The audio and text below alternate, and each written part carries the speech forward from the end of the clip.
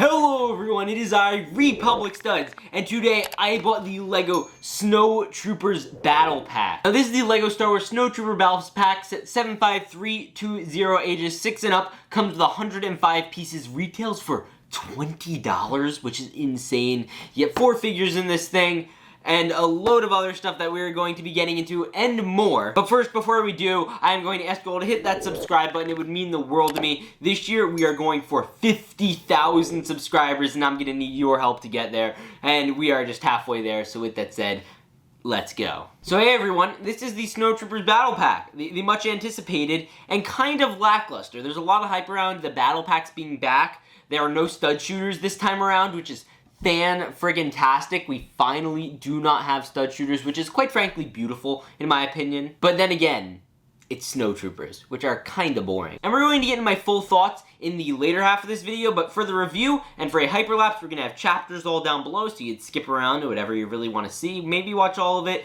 and come back to the end for my final thoughts. With that said, let's get into it.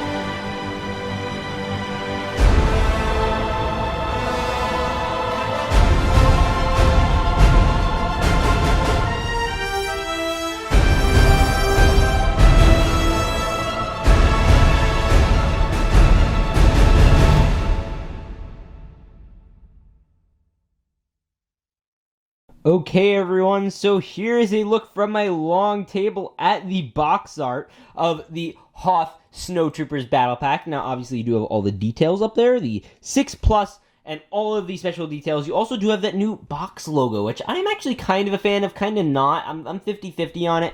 I do like the little Vader in the corner. I hope they could keep that consistent with all of the different themes for Star Wars and don't just put Vader on every one, like the clones go on Clone Wars, that sort of stuff. You obviously do get a great look at the whole battle pack. Now let's flip it around.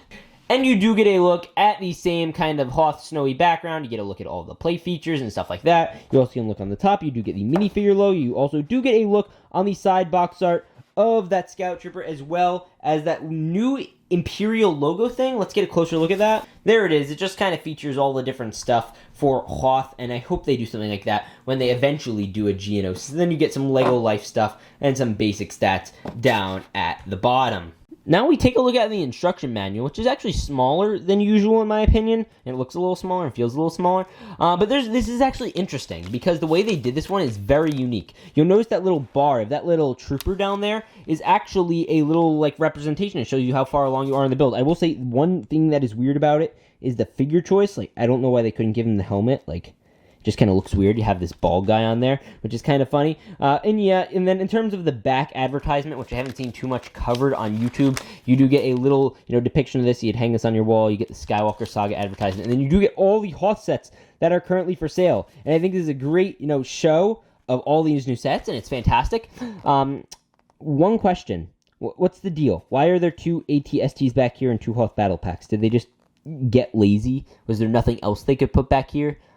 Because, this is, I guess, the new wave, and then this, I don't know. It's very confusing, and it just doesn't look good. It's very inconsistent on LEGO's part, and I haven't seen enough people knock it. So I wanted to be the person to knock it. And also, by the way, whenever you finish a build, they have this little star thing going around, which I just kind of appreciate. Yeah, it's certainly an interesting instruction manual, to say the least, and this whole new wave of instructions is actually really kind of cool.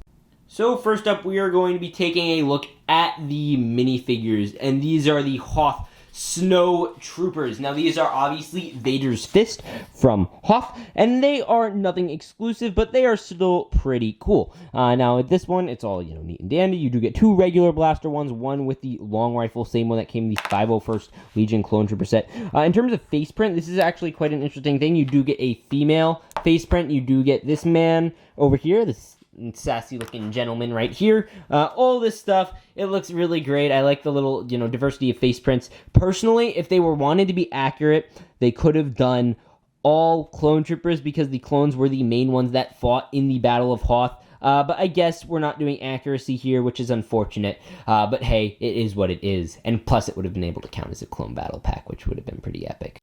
Now, next up in terms of minifigures, we have the Hoth Scout Trooper. Now, this is basically a recolor of the regular Scout Trooper minifigure, and it is quite neat. You do get a great look at the gray pieces. It's just a brand new figure in terms of torso and everything. You do get this beautiful helmet. Now, I would have certainly preferred them to be a little inaccurate. This is the first time I've actually ever said this, and just stuck with the black one. It's a much cooler figure. It would have been a very cheap way to get it, and I think would have incentivized more people to buy this set. With that being said, she does come with a cool little face print. I didn't realize this one was a she, actually.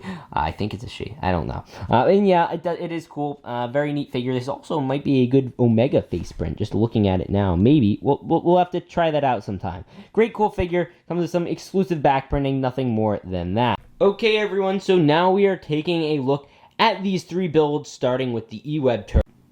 Okay, so here is the E-Web turret, and honestly, it feels kind of clunky. I would have rather they just included the one that came in the UCS AT-AT or regular AT-AT. It's the same one, pretty much. Now, you do get this new stud shooter thing. It is kind of weird, but it works. Boom, it shoots. Very interesting. And you can pop that back in. It kind of just goes in either way. I don't think it really matters. Now, in terms of holding it, your trooper holding it like so, you just need to make sure you just kind of got it in there, and it just kind of works. It's kind of a loose build, but it's nothing really special. Again, that's not why people buy these builds. It feels a little oversized, in my opinion. I mean, just a tiny bit. Like that's a little oversized. But yeah, let's move into the next build.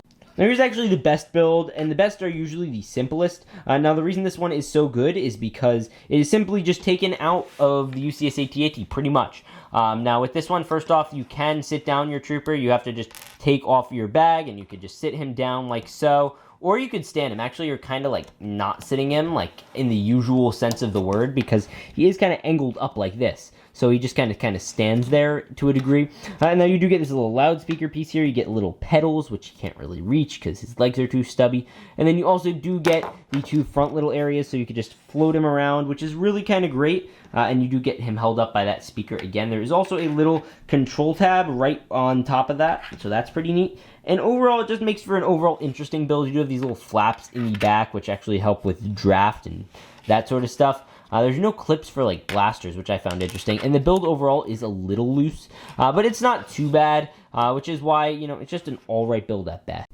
Now, this is the build that kind of makes you feel like, wow, LEGO just really decided to be lazy. They didn't know what to do. They already had their E-Weapon speeder, and they just needed to figure out something. So they literally just put a couple of bricks on a few tiny plates, and they made this monstrosity. Now, first off, it does come with a little clip that can be used with the binoculars. You could use that for your troopers to search out things. And there's one area where you could have your trooper sit in the snow mount and do it. Now, this is great for mock builders, and I think that's really the intent here. Now, I wouldn't really build more than 2 of these because I just want to have them side by side so that way they can kind of look good. But other than that, it just is not the best looking thing in my opinion. I mean, you guys can tell me what you think, but it is just all right. I mean, you can have a second trooper up here. It does work. You can work it out, and it looks all right. It's just not the best build in my humble opinion. And here it is, ladies and gentlemen, a full look at the set. Now let's get into my final thought. Okay, so I'm going to have some pretty mixed thoughts on this set, so here they are. Now, there's a lot of factors that go into this one, and the main one being the UCS AT-AT. UCS AT-AT is a $800 LEGO set, one that the vast majority of LEGO Star Wars fans will not be able to purchase. I have guarantee a majority of them have not purchased it. I am fortunate enough to have recently got this one. I didn't plan on buying it, but I did get it as a gift, which was extremely generous. And I am excited to personally have these, but I completely understand that it doesn't really work for everyone else who doesn't have that one. And this set was almost solely made as an add-on to that set, as well as other sets like the new AT-ST. Now in this you do get 3 solid Snowtrooper minifigures, which are okay, and you do get this exclusive little Scout Trooper, which is fine, but overall it is just generally a boring selection. There are so many cooler things they could have done. They could have done stuff from the Bad Batch, they could have done stuff from the Mandalorian, they could have done anything, and I think this was personally just not a super fun build to choose. Now on a broader scale, on a scale of, what are this what is this compared to other battle packs? The $5 increase is insane. There is no warrant for it. I think 16 would have been completely warranted. I think that would have been fine. But the $15 original price compared to this $20 price is completely unfounded. It takes away a lot of the value I feel like you get out of these. And a lot of people say, oh, but studs, the 501st Battle Pack's $30. And oh, but studs, the new minifigure packs come with 3 minifigures and they're $15. And quite frankly, it's all very convoluted because if you take 2 minifigure packs, you're still getting 6 figures. And I think essentially what this means is LEGO is starting to value each minifigure that comes in a set like this at approximately $5. Now, in terms of build, they kind of just factor that into the price. But they look at it and say, okay, there's 4 minifigures in this set. That means we are going to be making them about $5 each.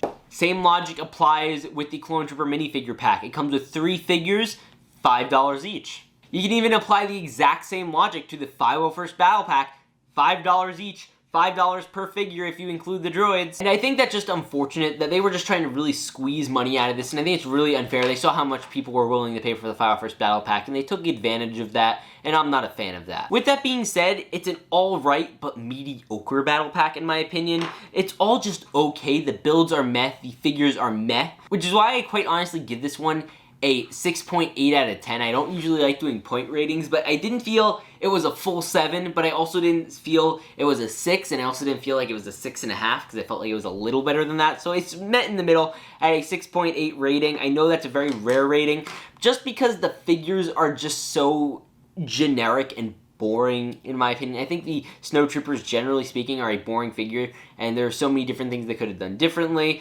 and I kind of gave the exact same rating to the other one. They're both just kind of mediocre type packs, and the builds are just alright at best. With that said, I want to hear what you guys think of this set. How many will you be buying, and are you going to buy more when they go on sale? I think I will if they go down to $14, $15. I'll probably get close to 10 of these or so. I don't know. We'll have to wait and see. With that said, I will see you guys all in the next one. Remember to peace out and stay awesome.